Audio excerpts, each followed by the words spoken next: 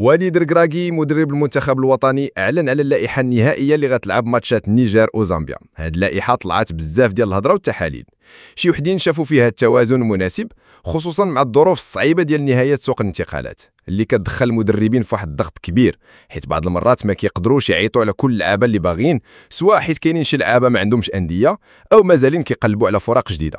هاد الوضع كيخلي بزاف الناس يشوفوا ان هاد التوقف الدولي ما عنده علاش كاع، وكان الأحسن ندوزو مباشرة لتوقف أكتوبر ولا نوفمبر. أجي دابا نفصلوا في اللائحة مركز بمركز ونحلوها. في حراسة المرمى استقرار ومفاجأة زوينة. في مركز حراسة المرمى ما كاين حتى شي جديد بخصوص الثنائي اللي موالفين نشوفوا، ياسين بونو ومنير الكجوي اللي هما دعامات أساسية للمنتخب بالخبرة الكبيرة ديالهم. المفاجأة الحقيقية كانت في استدعاء المهدي الحار، هذا الحارس الشاب اللي عنده 24 عام كيتعتبر من أبرز الحراس في البطولة المحلية، ودار موسم استثنائي مع الرجاء الرياضي تميز فيه بمعدل تصديات عالي، وصل 3.1 تصدي في الماتش الواحد، وهذا الرقم كيأكد الجودة ديالو وأحقيته بهذا الاستدعاء، واخا كان شي توقعات كتقول يمكن يعيطوا على المهدي بن عبيد. خط الدفاع شونتيه كبير وتحديات باينه. خط الدفاع كيعتبر اكبر تحدي للركراكي في هذه المرحله. في الجهه اليمنى المركز كيبان قوي ومحسوم. اشرف حكيمي اللي كاين اللي كيقول غيكون هو الكابيتان ديال المنتخب في كاس افريقيا، هو حل اساسي ما يمكنش نستغناو عليه. معاه في مكانه عمر الهلالي، اللاعب الواعد اللي كيتطور وكيواعد بمستقبل كبير. وزيد عليهم محمد الشيبي اللي مصنف من احسن الاظهره في افريقيا بعد ما ربح دوري ابطال افريقيا مع فرقته، وهذا الشيء كيأكد مكانته بقوه. اما في الجهه اليسرى فالخيارات موجوده، مع بلال العماري لاعب متالق في البطوله المحليه، وسفيان الكرواني اللي رجع بقوه ودار بدايه موسم رائعه مع فرقته وساهم في صناعه بزاف الاهداف. واخا هادشي كامل كل شي عارف ان هذا المركز غادي يكون محجوز المزراوي الى رجع.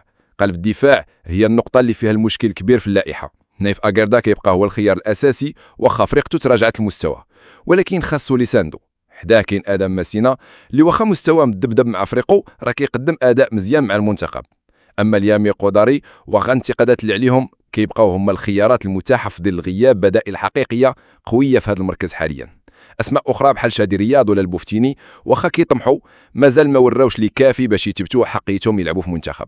خط الوسط تضحيات منافسه وبطل جديد. خط الوسط فيه خليط من اللعابه اللي عندهم خبره والمواهب اللي طالعه.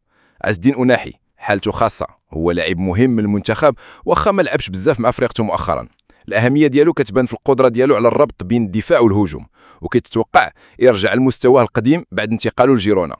بلال الخنوص كيمر من نفس الحاله، كيقلب على فرقه جديده تكون مناسبه ليه بعيدا عن العروض السعوديه اللي ما كيناسبها مع الطموحات ديالو. اسماعيل سيباري لاعب متميز ما كاينش عليه نقاش وكيقدم اداء ثابت. سفيان امرابط كيبقى هو العمود الفقري لخط الوسط ووجوده اساسي ما يمكنش نستغناو عليه واخا كاينين شي انتقادات على الاداء ديالو. وسام العزوزي استدعاؤه كيبان غريب شويه حيت ما لعبش بزاف مع فريق اوكسير، ولكن يقدر يكون السبب هو انه كيعرف يلعب في بزاف د المراكز. الياس الصغير انتقاله القريب لليفركوزن يقدر يشفع ليه واخا نهايه الموسم اللي فات ما كانش في الافضل. نيل العيناوي يمكن نقول عليه هو بطل هذه اللائحه، تعطل باش يلتحق بالمنتخب، ولكن هو لاعب مميز في الضغط العالي، في اتكاك الكرات، في الخروج بالكره بسلاسه، وعنده لياقه بدنيه عاليه بزاف اللي كتخليه يلعب بلا مايا. واخا بعض المرات كيغامر بزاف، ولكن هو القطعه الناقصه اللي كانت خاصه المنتخب في هذا المركز. خط الهجوم لاعبين ثابتين وتنوع تكتيكي. في خط الهجوم كاينين اسماء مضمونه ومجربه بحال ابراهيم دياز، ايوب الكعبي، مروان سنادي ويوسف النصيري. حمزه إجمان اضافه مهمه للمنتخب من بعد ما مشى لليل الفرنسي. هذا اللاعب عنده خاصيات فريده كتجمع بين القتاليه العاليه والقدره على اللعب كمهاجم ثاني، وهذا الشيء كيعطي المدرب خيارات تكتيكيه متنوعه. يوسف الناصري واخا الانتقادات اللي كيتعرض ليها بزاف كيبقى لاعب ضروعي خصوصا في الكرات الهوائيه والخدمه الدفاعيه ديالو، وزيد على هذا الشيء لياقته تحسنات بزاف. اللعابه اللي غايبين على اللائحه اسباب مختلفه. اللائحه عرفات غياب بعض الاسماء المعروفه لاسباب مختلفه. سفيان رحيمي غاب بسبب الاصابه، وزيد على هذا الشيء مستواه تراجع في اخر الماتشات. عبد الصمد زلزولي وموات كيشوف المدرب انهما ما جاهزينش لهذه المرحله. امين عدلي ما عمرو قدم شي اضافه كبيره للمنتخب في المشاركات ديالو السابقه، واخا مستوى مزيان مع فريقه، ولكن كيتعتبر خيار في ظل ما كاينش بزاف البدائل. وخماش استدعاء ديالو دار عليه بزاف ديال الهضره خصوصا مع قله دقائق اللعب ديالو هذا الموسم، ولكن يمكن يكون غياب البدائل هو اللي خلاه يتستدعى.